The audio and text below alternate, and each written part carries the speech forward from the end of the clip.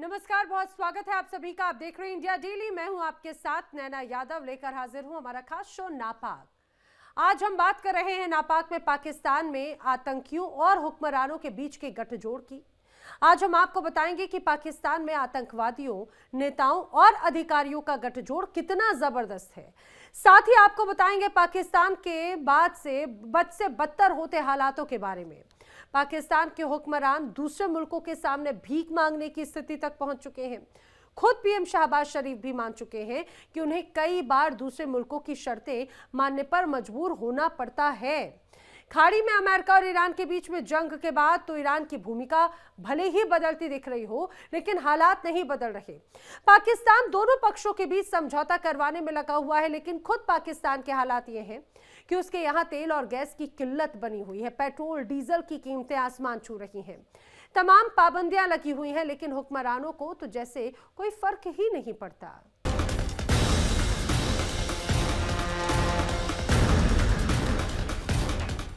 पाकिस्तान दुनिया के सामने अमन पसंद होने का भले ही दिखावा करे, अमेरिका और ईरान के बीच में मध्यस्थता कराने का प्रयास करे, लेकिन सच ये है कि उसकी कथनी और करनी में जमीन आसमान का अंतर है।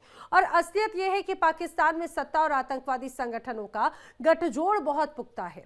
अक्सर हुक्मरानों को आतंकवादी नेताओं के साथ में बैठकें करते या मंच साझा करते देखा जाता है, या यूं कहा जा सकता है कि पाकिस्तान में खाने के भले ही लाले पड़े हों, आतंकियों के लिए सुविधाओं की कोई कमी नहीं है। देखिए एक रिपोर्ट।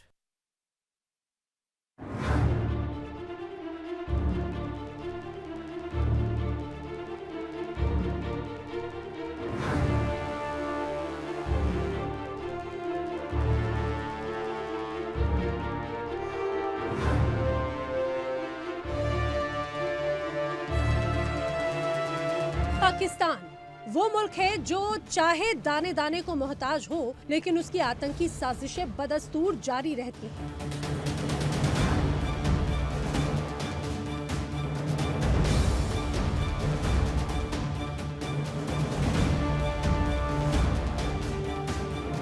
उसके हुक्मरान लगातार आतंकी संगठनों के पदाधिकारियों के संपर्क में होते हैं, उनके साथ बैठकें करते नजर आते हैं।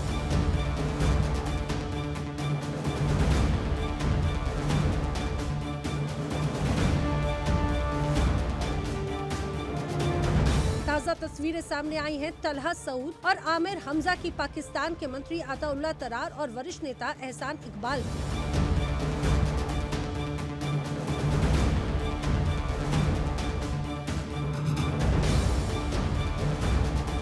ये तस्वीरें सोशल मीडिया पर वायरल हो रही हैं। इन तस्वीरों में लश्कर तोयबा के सरगना हाफिज सईद के बेटे तलहा सईद और सह संस्थापक आमिर हमजा को पाकिस्तान के सूचना मंत्री अताउल्लाह तरार और वरिष्ठ नेता एहसान इकबाल को साथ में देखा जा सकता है।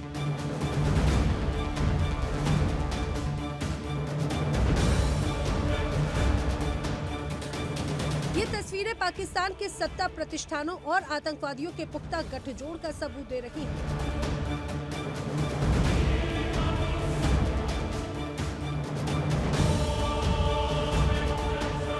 तस्वीरों को देखकर समझा जा सकता है कि पाकिस्तान में जब खुलेआम आतंकी और नेता मुलाकात कर रहे हैं, बैठकें कर रहे हैं, तो पर्दे के पीछे आखिर क्या क्या खेल होता होगा।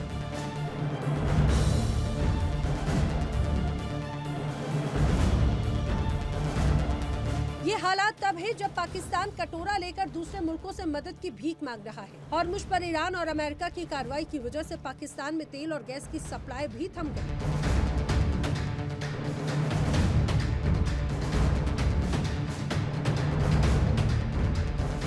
ऐसे हो गए कि शहबाज सरकार को सख्त नियम लागू करने पड़े। पेट्रोल और डीजल की कीमतें बेतहाशा बढ़ गईं, लेकिन ये नियम और पाबंदियां केवल आम लोगों तक ही एक तरह से लागू हैं।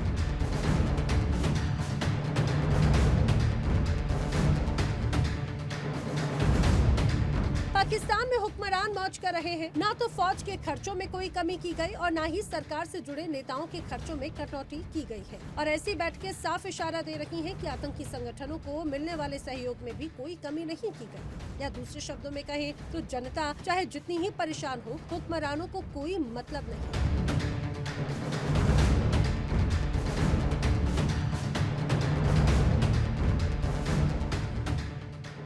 पाकिस्तानियों को किससे आज़ादी चाहिए? क्या हम 78 ईयर से आज़ाद नहीं है? और चलिए अपनी आज़ादी की भी बात छोड़ें, हम तो खुद गुलाम कौम है। हर पाकिस्तानी नौजवान ये कहता है कि हम गुलाम हैं। तो हमने कश्मीर को आज़ाद करवा के क्या करना है? हम तो आज़ाद कश्मीर को, पंजाब को, सिंध को, गिलगित बल्दिस्तान को उनके राइट्स नहीं दे पा रहे। पाकिस्तान के अंदर जब आज़ादी की बात होती है तो वो आज़ादी IMF की आज़ादी है, वो FATF की आज़ादी है कि जो दुनिया के ममालिक हमारे ऊपर माशी पाबंदियाँ लगाते हैं, सियासी पाबंदियाँ लगाते हैं, हमें जो है डेमोक्रेसी खुली नहीं करने देते, ये उस आज़ादी की हम बात करते हैं, ना कि ये आज़ादी के हमारे ऊपर जो मुसलमान हुक्मरान है वो हुक्मरानी ना करें। तो हम तो इस्लाम तो बड़ा क्लियरली वो तो इसको रिकगनाइज़ करता है कि आप अपनी इबादत गाहों को अंदर कोई भी दुनिया का मजहब जो इबादत कर सकता है आज़ादी के साथ कर सकता है, इसलिए मुसलमान खुले दिल का मुजाहरा करते हैं। अब सवाल ये है कि हमारे माथों पे सो कॉल्ड ये लेबल लगा दिया गया है कि पाकिस्तान एक दहशतगर्द मुल्क है, जिसकी वजह से कई ममालिक जो हैं हमसे कट ऑफ हो गए हैं, हमारे मुल्क में इन्वेस्टमेंट नहीं आ रही। इंडिया हमारे साथ इसी बात पे ताल्लुका जो है वो नॉर्मलाइज करने को तैयार नहीं, क्योंकि पाकिस्तान उनके बकौल दहशतगर्दों को पनाह देता है, उन्हें परवान चढ़ाता है। लिहाजा इंडिया एक ऐसे मुल्क के साथ बैठ के टेबल टॉक नहीं कर सकता जो दहशतगर्दों को सपोर्ट करे। बहुत सारे जो यहाँ पे होते हैं मामलात हम नहीं बात कर सकते और ना ही हमारा मीडिया खुल के बताता है। तो ये जो प्रोपेगेशन वार होती है इसके अंदर हम उनको अपने आप को डिफेंड ही नहीं कर रहे होते।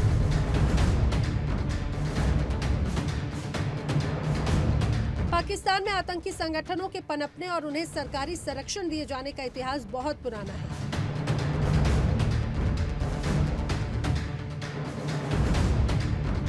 और इसी कड़ी में सबसे बड़ा नाम अलकायदा प्रमुख ओसामा बिन लादेन का है, जिसे अमेरिका की विशेष कमांडो टीम ने एबटाबाद में 2 मई 2011 को मार गिराया था।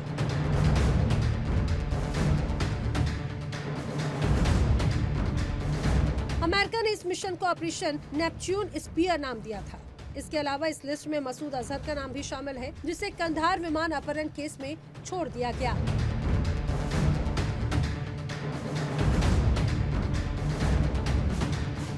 मसूद अजहर उस वक्त भारत की जेल में था, लेकिन कंधार में विमान के निर्दोष यात्रियों के बदले मसूद अजहर को छोड़ा गया था और उसने बाद में पाकिस्तान में आतंकी संगठन जैश ए मोहम्मद का गठन किया और इसका सरगना वो बना दिया गया।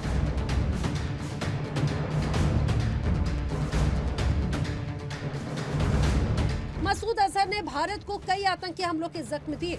इनमें संसद पर हमला, मुंबई हमला, पठानकोट एयरबेस पर हमला और पुलवामा हमला भी शामिल है।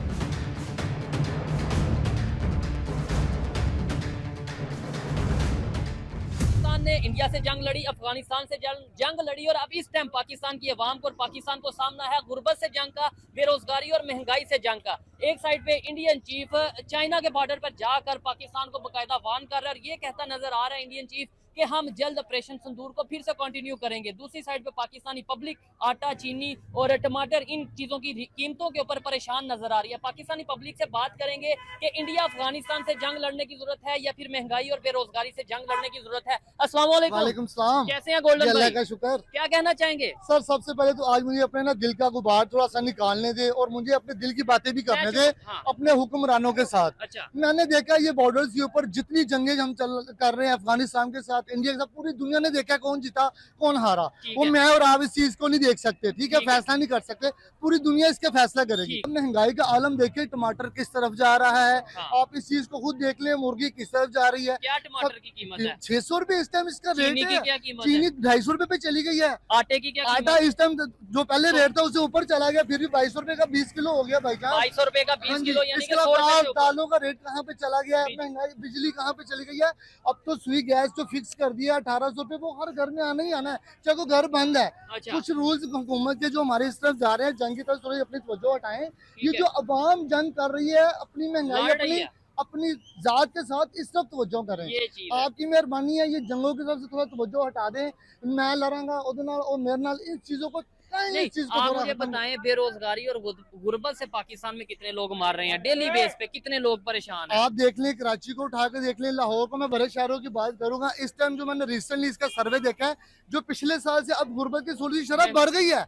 मैं कोई हवा में बात नहीं कर रहा, मेरा दिल रोता है इस चीज के ऊपर।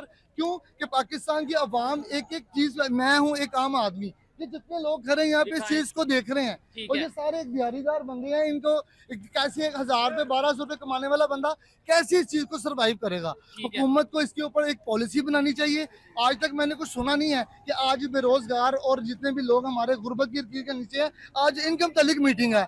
आज हम बैठे हैं इन सर जोड़ के इस इनको जंग के लेके, खिलाफ। इस गुर्बत की जंग के खिलाफ आज हम बैठे हैं। कहाँ पे बैठे हैं मुझे दिखाएं। क्या बात मेरा है। इस चीज के ऊपर आप लोगों के हुक्मरानों के साथ मेरी डिमांड है, क्यों मैं इधर का शहरी हूँ। के माने तो फिर जब गुर्बत से जंग जीते हैं। देखिए ना, अब 72 साल 74 साल 76 साल हो गए हमें गुर्बत की लकीर से नीचे, जो नीचे गया वो नीचे ही है, वो दोबारा उठ के ऊपर आता मैंने नहीं देखा। ठीक और है। काइंडली कोई इस तरह की पॉलिसी, कोई इस तरह के पॉलिसी मेकर होने चाहिए जो आपको पॉलिसी दे के या जो नीचे से उठ के ऊपर भी आ सके। आपने देखा होगा अमेरिका हो गया, चाइना हो गया, ये दूसरे जो कंट्री डेवलपमेंट की तरफ जा रही है, डेवलप हो चुके हैं, वो ये ऐसे जंगों में इन्वॉल्व होते हैं। वो पैसे देते हैं किसी कंट्री को, जाओ जाओ यार मेरी जाके जंग लड़ाओ, मेरे हिस्से की जंग आप लड़ाओ, ये लो वेपन, ये लो पैसे। हम हमेशा जंग में खुद डायरेक्ट इन्वॉल्व हो जाते हैं। बात आपकी ठीक है, लेकिन किसी हद तक ये देख लें जंग में इन्वॉल्व होना भी पड़ता है। हाँ, अब दुश्मन अब- आपको डायरेक्ट, अगर आपको अब देखिए वो ऑपरेशन सिंदूर दूसरे की बात कर रहे हैं, ठीक है। अब उसके लिए हमें अलर्ट तो होना चाहिए ना। वो टेक्नोलॉजी पे वो भी work कर- टेक्नोलॉजी, हम भी टेक्नोलॉजी पे भी खेल रहे हैं। अल्हम्दुलिल्लाह हमारी टेक्नोलॉजी कम नहीं है चौधरी साहब, ठीक है। लेकिन मैं चाइना के साथ मिल चाइना के साथ अल्हम्दुलिल्लाह हमारा जो शराकतदारी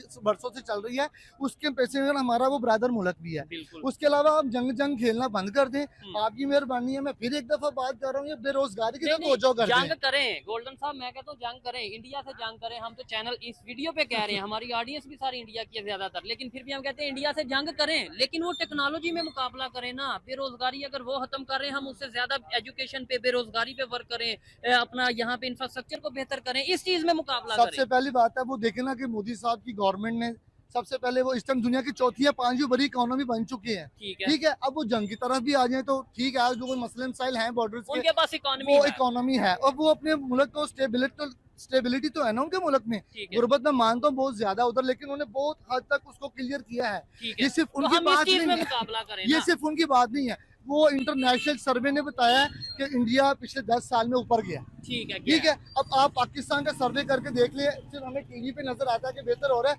लेकिन हकीकत अगर आप देखें, अगर आप इसको रूह से इसकी तवज्जो करें, तो मेरा ख्याल है ऊपर कहाँ गया है। पाकिस्तान में आतंकी और सरकार के बीच गठजोड़ कितना मजबूत है, इसका एक सबूत ये तस्वीर भी है। दरअसल ऑपरेशन सिंदूर के दौरान भारतीय सेना ने पाकिस्तान के कई आतंकी संगठनों के ठिकानों पर हमले किए। इस दौरान बहावलपुर में जैश ए मोहम्मद का मुख्यालय भी तबाह हो गया। इस हमले में आतंकी मसूद अजहर के परिवार के भी कई लोग मारे गए।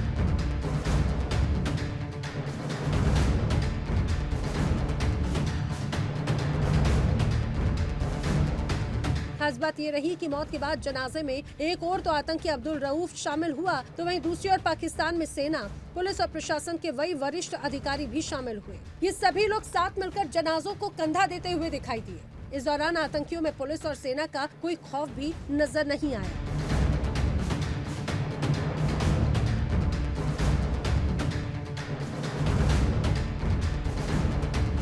खबरें तो यहाँ तक आई कि रावलपिंडी में पाकिस्तानी सेना के हेडक्वार्टर के पास लश्कर का ट्रेनिंग सेंटर बनाया गया है। माना जा रहा है कि सेंटर मरकज अल कुद्स में आतंकियों की ट्रेनिंग के पुख्ता इंतजाम किए गए। यहाँ उन्हें विस्फोटक संबंधी ट्रेनिंग, अर्बन कॉम्बैट ट्रेनिंग का इंतजाम भी किया गया।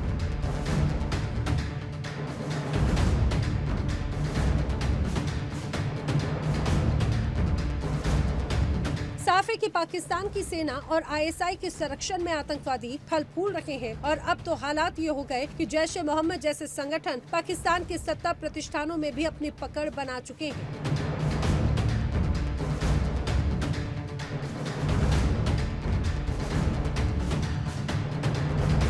बताया जा रहा है कि लश्कर ए तैयबा की राजनीतिक विंग है पाकिस्तान मरकजी मुस्लिम लीग, और इसके कई पदाधिकारियों को पाकिस्तान में आतंकवादी घोषित किया जा चुका है, जबकि युवाओं के बीच कट्टर सोच पहुंचाने की जिम्मेदारी मुस्लिम स्टूडेंट लीग यानी MSL संभालता है।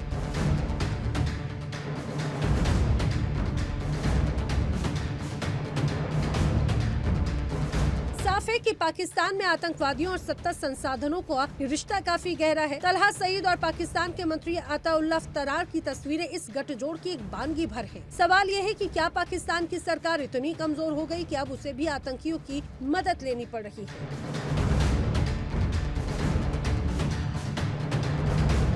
Bureau report, India daily.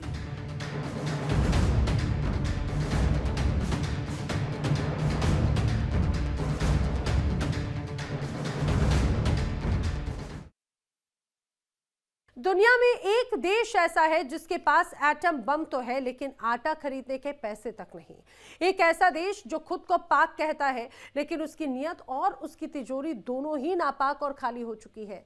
जिन्ना लैंड का इतिहास गवाह है। वहां सरकारें बदलती हैं, प्रधानमंत्री बदलते हैं, आर्मी चीफ बदलते हैं, लेकिन अगर कुछ नहीं बदलता तो वो है पाकिस्तान का कटोरा। वही कटोरा जिसे लेकर पाकिस्तान के हुक्मरान कभी वॉशिंगटन में IMF के दफ्तर के बाहर खड़े मिलते हैं, कभी बीजिंग में चीन के आगे गिड़गिड़ाते हैं, तो कभी सऊदी अरब और UAE के शेखों के पैरों में लौट जाते हैं। आज हमारी स्पेशल रिपोर्ट पाकिस्तान की उसी इंटरनेशनल भीख मांगो मॉडल पर है जो आवाम की भूखमरी को बेचकर अपनी तिजोरियां भर रहा है। आइए देखते हैं कैसे साल 2026 में भी पाकिस्तान के हुक्मरान साल 2027 के बजट के नाम पर भीख का नया जुगाड़ कर रहे हैं।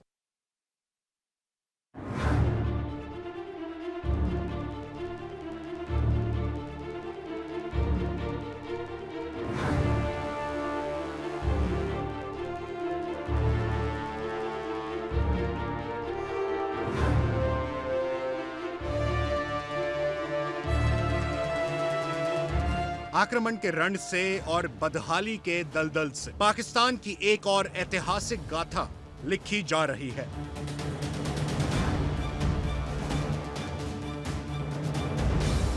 इस्लामाबाद के बंद कमरों में इन दिनों एक अजीब सा तमाशा चल रहा है। एक तरफ अंतर्राष्ट्रीय मुद्रा कोष यानी IMF के बड़े बड़े बाबू सूट बूट पहनकर बैठे हैं और दूसरी तरफ पाकिस्तान के हुक्मरान हाथ बांधे नजरें झुकाए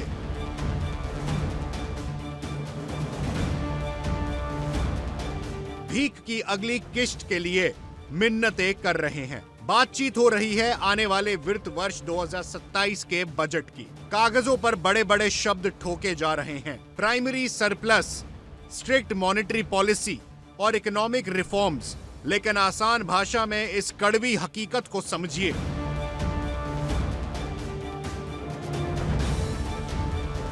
पाकिस्तान ने IMF के सामने कसम खाई है कि वो 2027 तक अपनी GDP का 2% प्राइमरी सरप्लस बचाएगा। यानी सरकार अपनी आवाम का खून चूस कर टैक्स का बोझ लाद कर कमाई ज्यादा करेगी और खर्च कम करेगी ताकि विदेशी आकाओं का कर्ज चुकाया जा सके।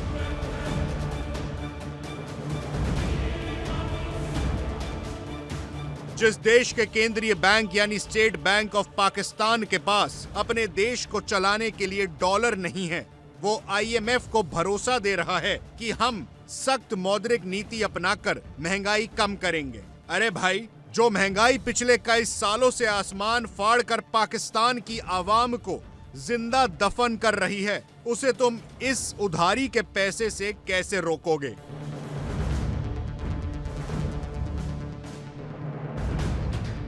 क्या आपके ऊपर असर पड़ा है पेट्रोल महंगा होने के बाद? हम तो यही बोलेंगे, बस गला दबाएंगे हम अपना, और क्या करेंगे। जिंदगी से तंग आ गए हम। हाँ, बस गला दबाएंगे, क्योंकि 150 रुपए लीटर पेट्रोल जब हुआ था ना तो आवाम रोड पे आ गई थी। अब हमारी आवाम कहाँ मर गई और कहाँ हमारे हुक्मरान मर गए जो कहते थे कि जब बिजली और पेट्रोल की कीमतों में इजाफा हो तो समझ जाओ वजीर आजम चोर है। अब आवाम थोड़ी बढ़ा रही है, अभी भी तो वजीर आजम ही बढ़ा रहा है ना पेट्रोल की कीमत, ये आवाम बढ़ा रही है। भूखे मरेंगे, बस पत्थर खाएंगे, यही होगा। और हमारे दिलों से निकली हुई आय जो है वो परालों को लगेगी। फिर आपको लगता है कि इस वक्त जो पेट्रोल महंगा हो गया है, गरीब इंसान का सरवाइव करना, लोग तो अभी ऐसे मतलब वीडियो आ रही है, लोगों ने बाइकों को आग लगा दी है और लोग बाइक की जगह पे अभी साइकिलों पे आ गए। नहीं, कुछ लोगों को तो बेचारों को पता ही नहीं है। 2 बंदों को तो अटैक हो गया रेट देखते ही। हाँ, पेट्रोल का रेट। हाँ, रात 12 बजे के बाद इन्होंने अचानक बढ़ाते हैं लोग पैसे। जहाँ जंग हो रही है वहाँ 1 रुपया नहीं बढ़ा। यहाँ पे ऐसा लग रहा है जंग हो रही है, ना अच्छे में, ना लेने में, ना देने में उनके। अगर इतना ही तुम्हारे को जंग से वो है तो जाओ उनका साथ दो बेचारों का। नहीं, साथ कोई नहीं दे रहा, पेट्रोल की कीमत बढ़ा रहे हैं। आपको क्या लगता है ईरान से पेट्रोल लेना चाहिए, क्योंकि यहाँ पे पेट्रोल फिर सस्ता हो सकता है? भाई ईरान तो दे रहा है हमें, वो तो 20 साल से दे रहा है। पब्लिक का जिसके अंदर फायदा है, मेरे ख्याल में वो काम करना चाहिए। पब्लिक इंटरेस्ट में ही काम करना चाहिए, क्योंकि पब्लिक को कुछ मिले ना। दे रहा है वो हमारे को 15 रुपए लीटर के हिसाब से दे रहा है। आप 86 रुपए टैक्स रखो, 100 रुपए लीटर दो हमें। ये कौन सा कानून है? 458 रुपए लीटर। नंगा नहाएगा क्या, निचोड़ेगा क्या? क्या खाएंगे हम और क्या घर वालों को खिलाएं? अभी इस तरह का सीन हो गया ना, अभी इस तरह हो रहा है कि पहले जो टंकी के अंदर पेट्रोल डलवाते थे, तो पेट्रोल पंप पे जब न्यूज़ल उसके अंदर डलता था ना, तो जब वो पेट्रोल खत्म होता था तो 1-2 कतरे टंकी से बाहर भी होते थे। तो अभी 2 कतरे भी कोई बाहर नहीं डलवाने देते कि भाई पेट्रोल के 2 कतरे भी टंकी के अंदर ही जाने चाहिए। ये वाली हालत हो गई है। ऐसा ही है, ऐसा ही है। आपको लगता है थोड़े टाइम के बाद लोग गधा गाड़ी चलाने पे लग जाएंगे? गधा गाड़ी नहीं, आवाम जो है ना वो अपना गला दबाएगी। गधा गाड़ी तो आपने बहुत दूर की सोच ली है बात। बेबस हो गए हैं जो लोग, वो अपना गला दबा के अपने आप को मारेंगे, क्योंकि बेरोजगारी इतनी है, कारोबार है नहीं।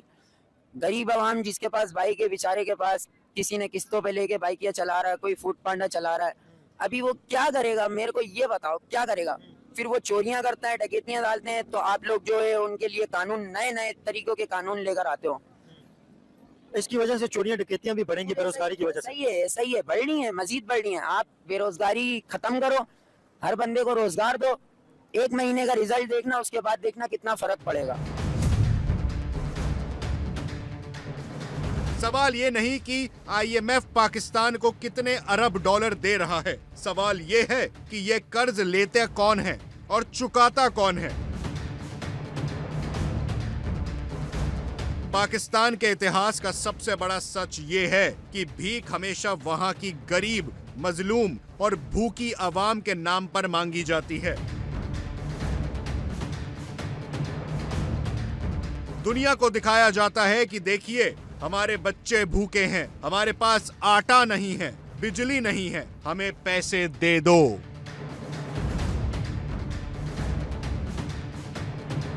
लेकिन जैसे ही वो डॉलर इस्लामाबाद के बैंक खातों में लैंड करते हैं, आवाम को क्या मिलता है? आवाम को मिलता है बिजली के बिलों में महाविस्फोट, आवाम को मिलता है पेट्रोल डीजल की कीमतों में आग, और आवाम को मिलती है भुखमरी। जबकि पाकिस्तान के जरदारी, शरीफ और रावलपिंडी में बैठे जनरलों के आलीशान बंगले और लंदन के फ्लैट्स और ज्यादा चमकने लगते हैं।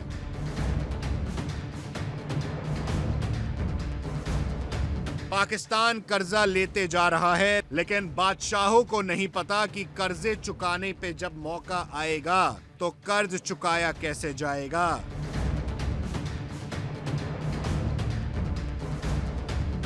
जब नया कर्ज पुराने कर्ज का ब्याज चुकाने के लिए जा रहा है तो उसे अर्थशास्त्री नहीं, इंटरनेशनल दिवालियापन कहते हैं। पाकिस्तान की हालत उस जुआरी जैसी हो चुकी है जो अपनी हर हार के बाद इस उम्मीद में उधार मांगता है कि अगली बाजी वो जीत जाएगा, लेकिन अंत में वो अपनी इज्जत तक हार जाता है। और पाकिस्तान की इस बदहाली के बीच अब एक नया बहाना भी मिल गया है। बहाना है मिडिल ईस्ट यानी मध्य पूर्व में बढ़ता हुआ तनाव।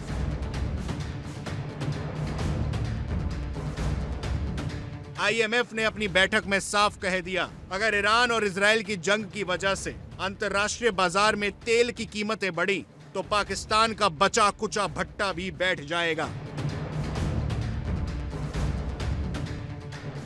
क्योंकि पाकिस्तान अपने पैरों पर खड़ा होना तो जानता नहीं, वो ऊर्जा और तेल के आयात पर पूरी तरह निर्भर है। अब सोचिए, जो मुल्क पहले से वेंटिलेटर पर है, अगर तेल महंगा हुआ तो उसका ऑक्सीजन सिलेंडर भी बंद होना तय है। लेकिन पाकिस्तान के बादशाहों को वो अब भी अपनी गलतियों को सुधारने के बजाय दुनिया के हालात को रोना रो रहे हैं। आखिर कब तक? ये सवाल सिर्फ भारत या दुनिया का नहीं है, ये सवाल अब पाकिस्तान की आवाम भी चीख चीख कर पूछ रही है। कब तक पाकिस्तान कभी IMF, कभी वर्ल्ड बैंक, कभी एशिया डेवलपमेंट बैंक, तो कभी अरब मुल्कों के आगे झोली फैलाकर खड़ा रहेगा। दुनिया का कोई ऐसा मंच नहीं बचा जहां पाकिस्तान के बादशाह आर्थिक मदद के नाम पर चंदा मांगने ना गए हों। कभी बाढ़ का बहाना, कभी आतंकवाद का रोना, तो कभी भू राजनीतिक मजबूरी। लेकिन सच ये है कि अब दुनिया भी इस प्रोफेशन भिखारी को इससे तंग आ चुकी है। चाइना ने अपना सीपेक का जाल बिछाकर पाकिस्तान की जमीनों को गिरवी रख लिया है। सऊदी अरब अब मुफ्त के डॉलर देने के बजाय पाकिस्तान की सरकारी कंपनियों में हिस्सेदारी मांग रहा है। यानी भीख के बदले अब पाकिस्तान के स्वाभिमान का सौदा हो रहा है। इस वक्त जो पेट्रोल और डीजल की जो कीमतें हैं, स्पेशली जो पेट्रोल की कीमतें हैं, आपकी बाइक के अंदर पेट्रोल ही डलता है, क्या आपके ऊपर असर पड़ा है? एकदम जो इतनी पेट्रोल की प्राइस बढ़ गई है, 460 रुपए पेट्रोल 1 लीटर हो गया है, आपके काम के ऊपर क्या असर पड़ा है? काम के ऊपर यही असर पड़ा है कि अभी खुदकशियां करनी पड़ेंगी, जैसे आवाम कर रहे हैं, बेरोजगारी कर रही है। अल्लाह बचावे खुदकशी से। जितना ये 2 नंबर हुक्मरान, हालांकि ये हुक्मरान नहीं, हम नहीं मानते हैं ऐसे हुक्मरान को। इस वक्त हम लोग एक छोटी साइज की गाड़ी के पास इस वक्त मौजूद है। छोटी गाड़ी में ट्रेवल करने वालों के किरायों के ऊपर क्या असर पड़ा है? ड्राइवर हमारे पास मौजूद है। आप पहले जो टिकट लेते थे, एक टिकट आपका पहले कितने का था, और अभी जो पेट्रोल डीजल की प्राइस बढ़ी है इसके बाद आपका टिकट एक कितने का है? सर पहले हमारा टिकट होता था 500 रुपया, 400 रुपया, हद से हद 500 रुपया। पर अभी जब से पेट्रोल महंगा हुआ, कम से कम 1000 रुपया, 1200 रुपया, 1000 रुपया, 1200 रुपया। आपने टिकट डबल कर दिए? जी जी, डबल से भी बल्कि ज्यादा कर दिए। तो इसके अंदर टूल प्लाजे भी हैं, गवर्नमेंट के अपने खर्चे भी हैं, गाड़ी के अपने भी खर्चे होते हैं। जी जी, पेट्रोल तो बंदा यूज ही नहीं कर सकता है ना सर। पेट्रोल 1000 रुपए के 2 लीटर 16 पॉइंट आ रहे हैं। कितने पॉइंट आ रहे हैं? 1000 रुपए के 2 लीटर 16 पॉइंट। अभी हैदराबाद कराची है 60 किलोमीटर है मेरा भाई, जिसमें से तकरीबन घंटा 1.5 घंटा रश में फंसे हुए होते हैं। आप कराची से हैदराबाद का ट्रेवल कर? जी जी सर, कराची। आप पेट्रोल पे चला रहे हैं, डीजल पे चला रहे हैं या गैस पे? सर हम CNG पे चला रहे हैं, जिसकी कीमत 370 रुपया है। CNG भी तो महंगी हो गई। 370 रुपया, जो भी मिलती भी नहीं है। कल तकरीबन घंटा 2-2 घंटा हमारे को लाइन पे खड़ा होना पड़ता है रात को, जो CNG हमारे को मिले, सुबह हम रोजी के लिए निकले। तो मुसाफिर आपसे क्या बात करते हैं? अभी जो आपने प्राइस डबल कर दी है, लोग क्या बात करते हैं? मुसाफिर की तो दुआएं मिलती है। अच्छा, हाँ हाँ, जब आपने टिकट बढ़ा दिए लोग आपको दुआएं देंगे क्या? ये मुसाफिरों से पूछो तो सही कितनी दुआएं देते हैं। अच्छा, हाँ ना, लोग कैसे आपको दुआएं देते हैं? यार लोग अपने मंजिल पे पहुंच रहे हैं। नहीं, वो तो पहुंच रहे हैं, लेकिन लोगों की परेशानी तो एक बढ़ गई है ना, तो कीमत बढ़ गई। जिस घर में मेहमानी पे जाएंगे ना 1 दिन या 2 दिन, तो वो मेहमान 2 दिन के बाद उसको धकेदार के निकाल, क्योंकि महंगाई इतनी बढ़ गई है। कितना दिन रहेगा मेहमान? लेकिन इस्लामाबाद के बादशाहों की चमड़ी इतनी मोटी है कि उन्हें इस बेइज्जती से कोई फर्क नहीं पड़ता।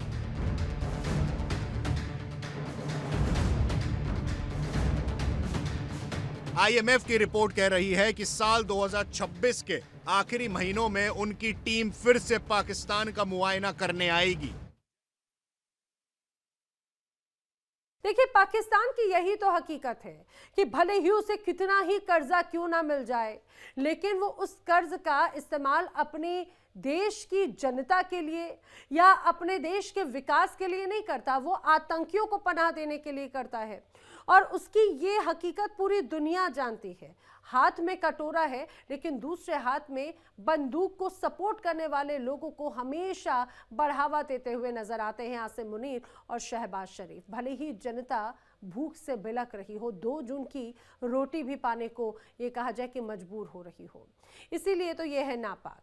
आज फिलहाल इतना ही। देश दुनिया की तमाम खबरें आगे भी जारी है। देखिए इंडिया डेली 24/7 अब आपकी स्मार्ट टीवी पर। इंडिया डेली मौजूद है सभी डिजिटल प्लेटफॉर्म पर लाइव और लगातार। इंडिया डेली 24/7 हर दिन राष्ट्र को समर्पित।